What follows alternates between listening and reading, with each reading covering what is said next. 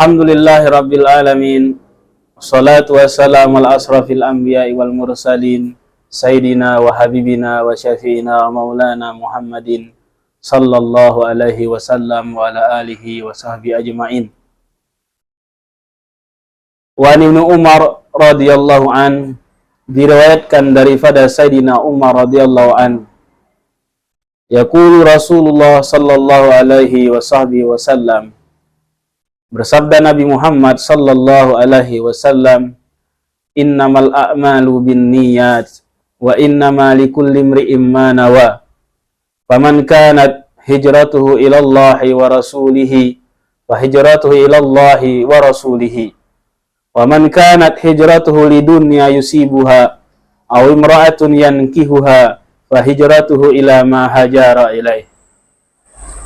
Daripada hadis ini dikatakan, hadis ini para ahli hadis mengatakan paling afdalnya hadis, paling utamanya hadis. Karena hadis tentang niat ini adalah merupakan pokok daripada suatu amal ibadah yang kita lakukan. Yang arti hadis tersebut bisa kita artikan tentang pentingnya keutamaan niat, atau tentang pentingnya kita memasang niat di dalam kita beramal. Innamal a'malu binniyat, kata Rasulullah sallallahu alaihi wasallam.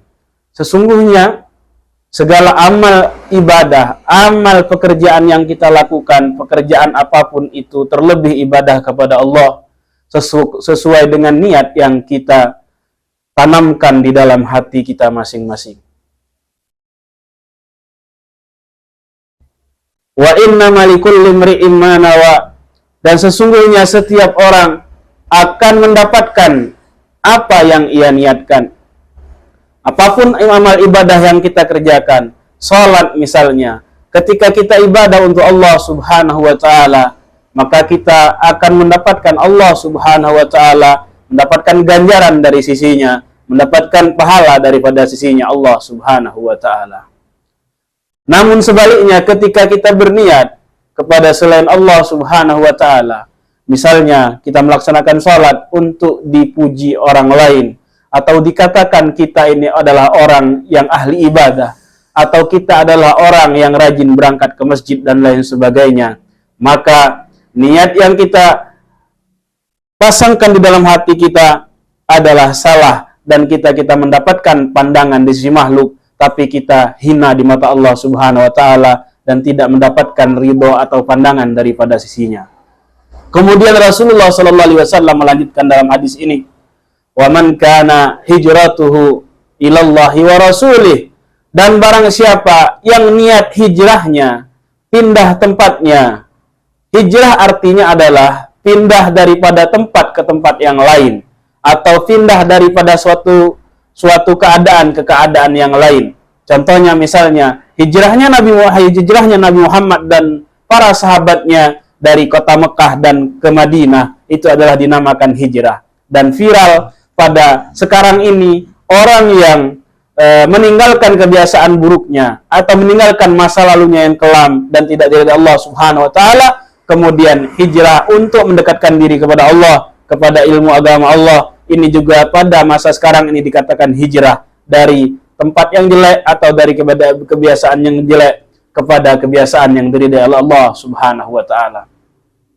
Dan barang siapa yang hijrah, kata Rasulullah dalam hadis tadi, untuk Allah dan Rasulnya, fa hijratuhu ilallah wa rasulih, maka hijrahnya akan mendapatkan Allah dan Rasulnya. Artinya apa? Orang yang hijrah, ketika dia hijrah benar betul-betul untuk mendekatkan diri kepada Allah, mendekatkan diri kepada Rasulullah, mengikuti jejak langkahnya Rasulullah, maka dia akan mendapatkan itu sesuai dengan apa yang ia niatkan. Niatnya untuk Allah dan Rasul, maka dia akan mendapatkan Allah dan Rasul. Tapi ada sebagian, kenapa hadis ini diturunkan? Dia disabdakan Rasul karena ada sebagian sahabat yang hijrahnya untuk tujuan dunia, yang hijrahnya untuk tujuan sementara, dunia yang fana ini, untuk mencari harta misalnya, atau mencari kedudukan dan lain sebagainya. Kemudian Rasulullah mengingatkan dengan hadisnya yang begitu mulia ini. Namun sebaliknya, Rasulullah SAW melanjutkan hadis ini, wa man kanat hijratuhu, dan barang siapa hijrahnya lidunya yusibuha, untuk mencari keuntungan duniawi, harta, tahta dan lain sebagainya, awimra'atun yankiwa, atau hijrahnya untuk mencari seorang perempuan yang ingin ia nikahi, fahijratuhu ila ma hajara ilaih, maka hijrahnya ke tempat tersebut dia akan mendapatkan sesuai dengan apa yang ia niatkan. Ada sebagian sahabat pada ketika itu sesuai dengan apa yang telah kita sampaikan, untuk mencari keuntungan duniawi, harta dan lain sebagainya, atau untuk mencari perempuan yang untuk ia nikahi, maka dia akan mendapatkan sesuai dengan apa yang ia niatkan. Ketika apa yang diniatkan di dalam hatinya baik untuk Allah dan Rasul, dia akan mendapatkan Allah dan Rasul. Dan ketika niatnya jelek untuk tujuan duniawi atau untuk tujuan semisalnya, untuk tahta, perempuan dan lain sebagainya, maka ia akan mendapatkan itu. Maka daripada pelajaran hadis ini, marilah bersama-sama kita memperbaiki niat kita di dalam semua bentuk ibadah kita, semua dalam aspek kehidupan kita, pekerjaan kita, atau apapun profesi kita. Perbaiki niat semuanya untuk Allah dan Rasul, dan kita jauhkan niat daripada niat-niat duniawi yang bisa merusak amal ibadah kita. Berapapun banyak amal yang kita lakukan, ketika niat yang kita patrikan dalam hati kita salah, maka di mata Allah Subhanahu wa taala tidak ada apa-apanya, tidak bernilai di sisi Allah Subhanahu wa taala, sekalipun itu bernilai di mata makhluk atau di mata orang lain dan manusia yang lainnya. Mudah-mudahan apa yang kita sampaikan ini bermanfaat untuk kita semua, khususnya untuk kami yang menyampaikan. Wassalamualaikum warahmatullahi wabarakatuh. Alhamdulillah.